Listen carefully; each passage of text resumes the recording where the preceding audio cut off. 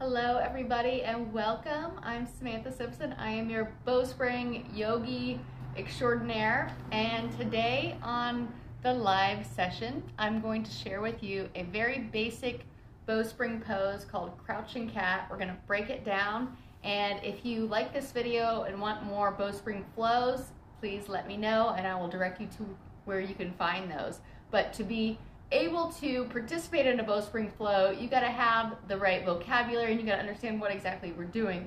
So I'm going to help you each week break it down, a different pose each week. And today we're going to start with crouching cat, and we'll repeat some as we go along. Now, crouching cat is kind of like Bowspring's version of downward dog. So if you've heard of downward dog before, know it and love it. I've done downward dog a million times. It's great. I still love it, but crouching cat is superior in its way that it turns on the whole body at the same time. It lengthens areas that are stuck and generally get stuck, and it strengthens areas that generally are lax and need a little strengthening, such as the glutes. You'll notice people who practice Bowspring regularly have very strong and lifted glutes, and they also have a very narrow waist. It's not an accident.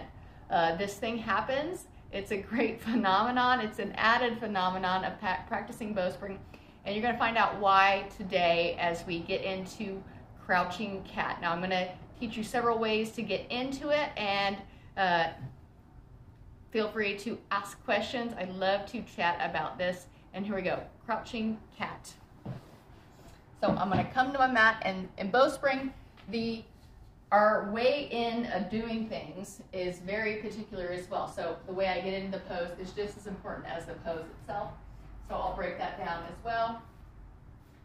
So I'm standing in a wide-legged position on my mat. I hope you all can see my mat. And I'm going to hover the heels without lifting the toes, swivel the heels in, and I love going in this way. It's challenging for some. Think about lifting from underneath your butt. That stays lifted and engaged. That way you don't put too much stress on the front of the legs. Lift the arms to the level of the horizon. My torso is going to stay upright. I'm not going to lean over, and I'm going to keep my butt lifted too. As I sit into a deep squat, my heels will come off the ground, and I'm going to actually push my butt back, swivel my heels backward, reach my hands forward, and then touch dome hands to the ground, keeping the tailbone lifted and the ribs lifted. Slide the domes to springs, and I'll walk back. This is one way to get into it. I'm walking back into crouching cat. And that was kind of complicated, kind of next level way to get into it. So if you had a hard time with that, don't be hard on yourself. Keep practicing it.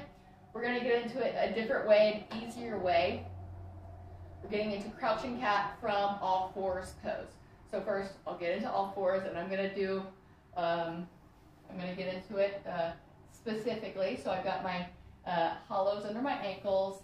My sits bones are widening, and my knees are energetically pressing outward. That's how I'm able to lift the tailbone and lean over like this. Otherwise, you might find, oh, how is she doing that?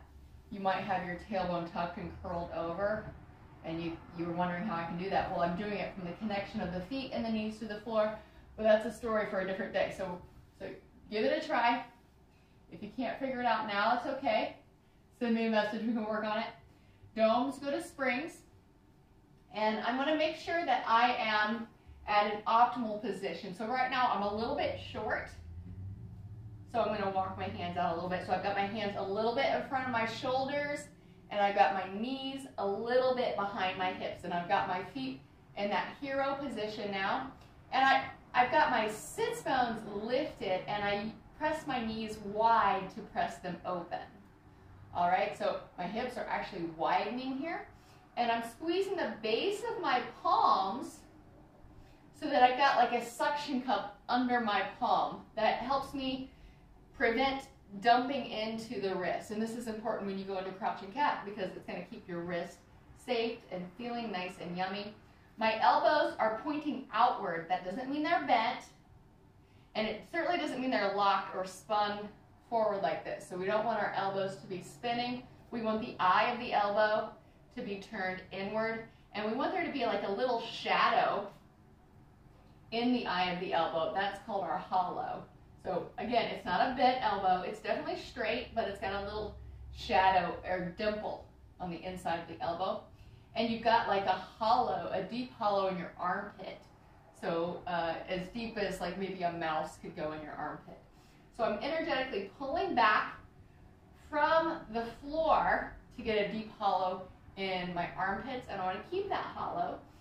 My neck curls inward, so I'm not bending down my head like in downward dog, and I'm definitely not shortening the back of my neck like a cat pose, okay? So it's somewhere in between. The neck is at its longest length, and there's an inward curve in the back of the neck.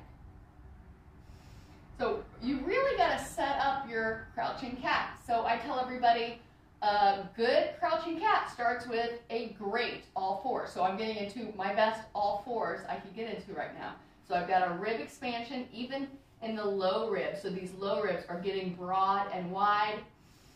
I use my hands to pull my ribs up and away from my hips. I use my feet and knees to pull my hips back and away from my ribs. And this action gives me a long, narrow, and whittled waist, okay?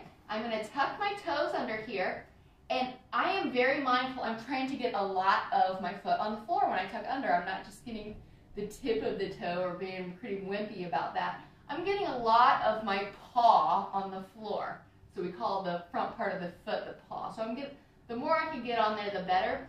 And then I lift the hips and I go into crouching cat. So one tendency here is to drop the ribs and the head, and then it turns into more of a downward dog. We don't want to do that.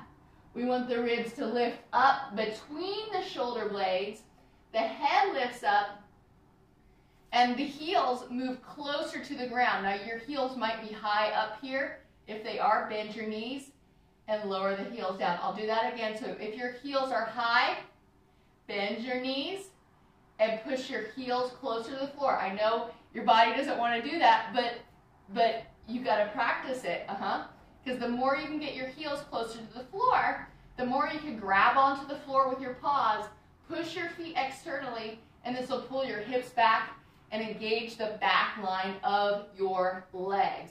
When you can do that, you can pull the hips away from the ribs, you can expand the ribs and use your wings or your arms to pull the ribs up and forward.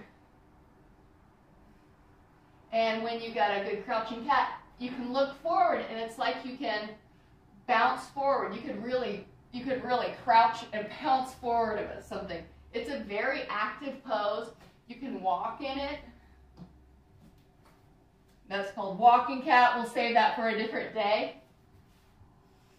And that is a breakdown of crouching cat. If you have any more questions, or if you want to learn a Bowspring flow, send me a message, let me know, and I'll tell you where you can find a Bowspring flow.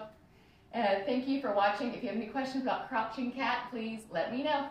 Namaste. Hey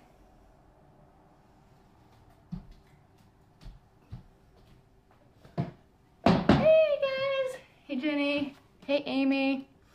You guys have any questions about crouching cat? Well, I'm still on. It was fun.